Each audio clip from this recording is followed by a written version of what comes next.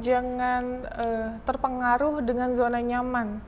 Karena jujur waktu aku jadi pramugari 8 tahun itu adalah zona nyaman di mana pekerjaan yang sangat enak banget ya.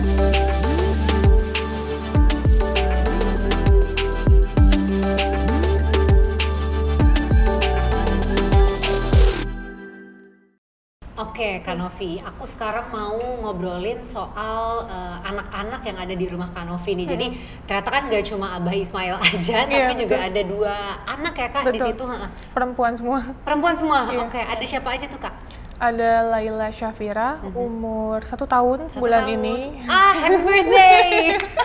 Yang satu lagi 1 bulan. 1 bulan. Naila namanya. Siapa? Naila. Naila. Jadi ada Laila dan Naila, anak kembar. Kayak anak kembar ya.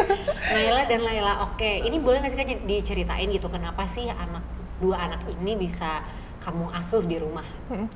Jadi anak ini spesial sekali karena ibunya ODGJ, orang dengan gangguan jiwa. Ini 2 anak ini ibunya sama?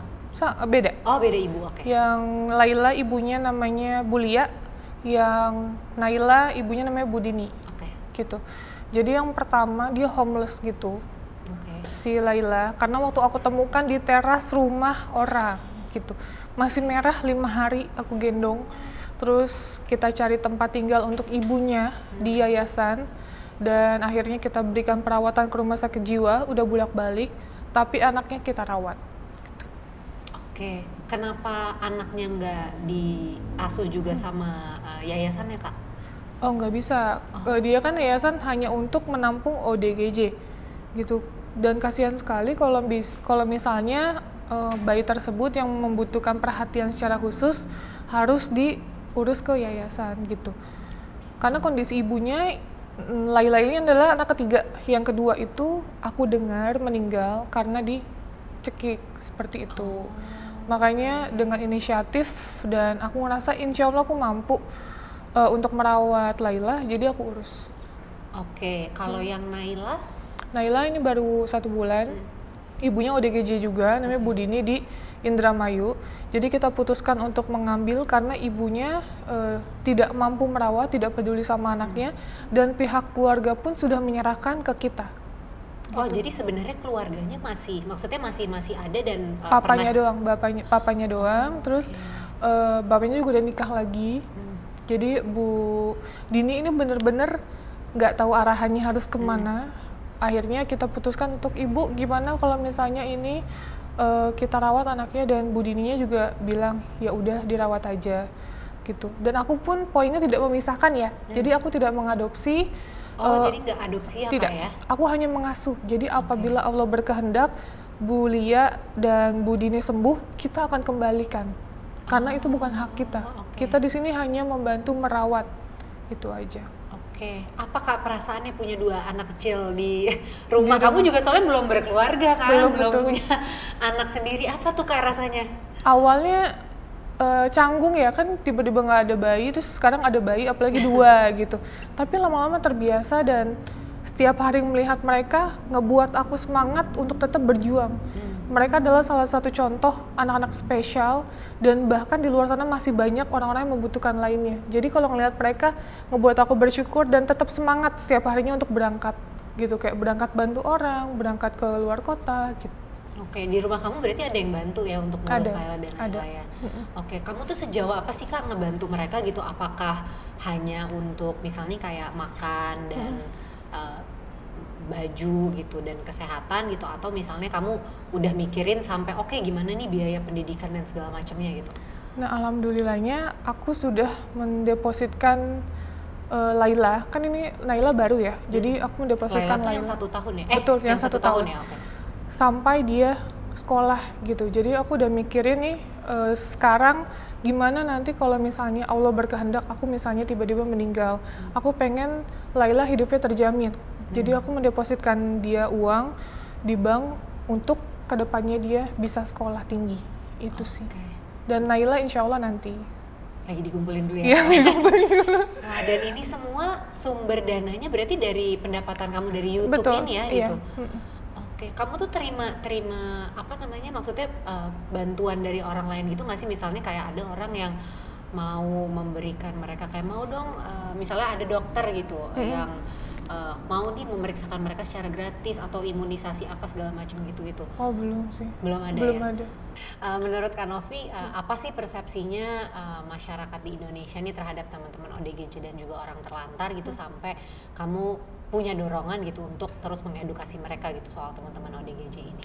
Oke, kan selama ini ODGJ kan sering banget dicela-cela, terus sering banget dikerjain, dilakukan yang tidak semestinya oleh anak kecil atau orang dewasa gitu.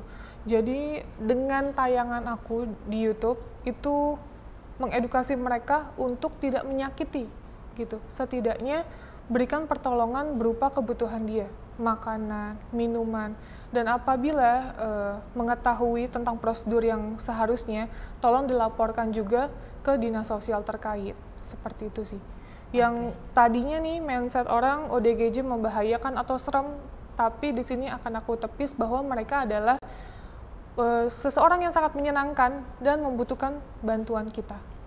Oke, nah ini berarti tips juga ya untuk teman-teman mungkin yang dengar hari ini, kalau misalnya ada anggota keluarganya atau teman atau orang-orang terdekat yang terdiagnosa dengan gangguan jiwa gitu, berarti sebenarnya tuh stepnya harus kemana aja sih Kak pertama kali?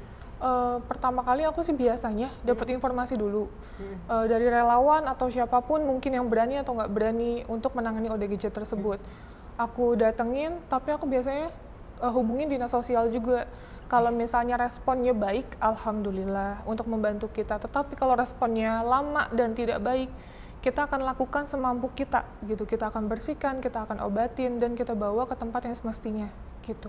Oke, berarti stepnya gitu untuk teman-teman kalau misalnya memang ada keluarga terdekatnya gitu misalnya terdiagnosa gitu adalah hubungi Dinsos. Kalau Dinsosnya sedang tidak responnya baik gitu, berarti mungkin hal selanjutnya yang dilakukan adalah ke yayasan dulu berarti ya Kak? Iya, yayasan. Jadi ada yayasan khusus untuk orang terlantar tanpa biaya sama sekali, itu kan juga ada ya.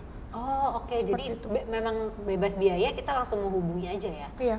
Kalau ke yayasan gitu Kak, biasanya ruang lingkup yang mereka membantu sejauh apa sih? Gitu. Oh, pengobatan sih.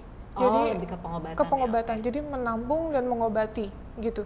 Jadi ada sistem di mana kayak sistem ruqyah, doa-doa dan lain-lain. Seperti itu sih.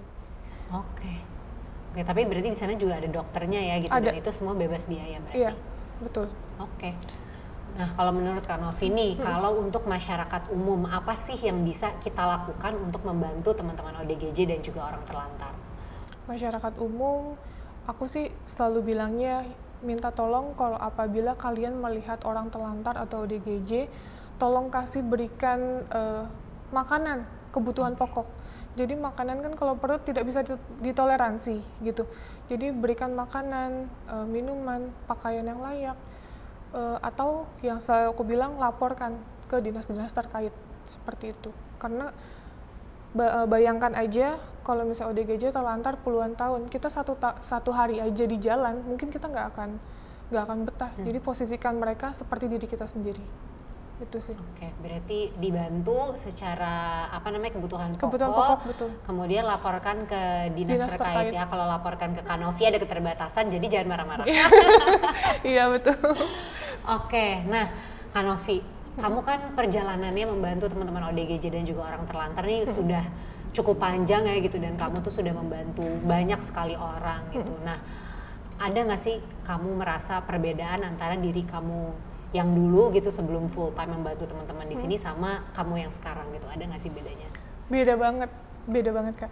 Dulu bener-bener kita terbang jadi pramugari, jaga penampilan banget, mulai dari makannya teratur, terus kita nggak mau panas-panasan, nggak mau menyentuh sesuatu yang kayak terkesan jorok ya atau menjijikan. Nah di sini aku benar-benar udah menghilangkan itu semua secara otomatis ya. Jadi pas mengenal mereka aku udah nggak kenal ada rasa jijik lagi.